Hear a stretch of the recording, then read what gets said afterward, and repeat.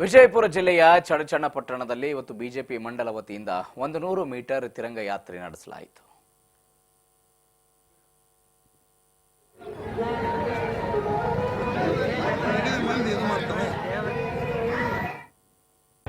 ನಮ್ಮ ಪ್ರಧಾನಮಂತ್ರಿಗಳು ನಮ್ಮ ನಾಯಕರುಗಳು ಸಮಾಧಾನದಿಂದ ಇರಬೇಕು ಅಂತಕ್ಕಂಥ ಕಾರಣಕ್ಕಾಗಿ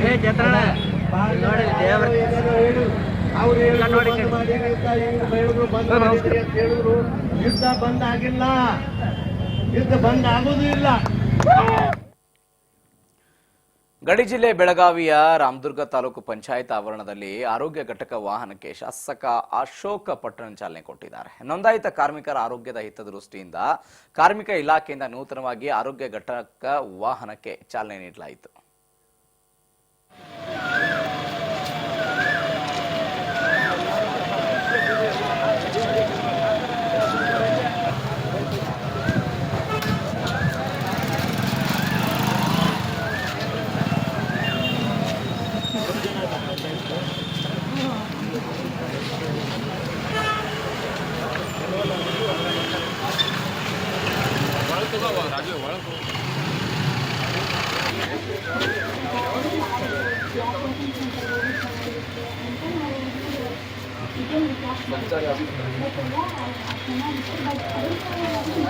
ಬಂದಿಲ್ಲ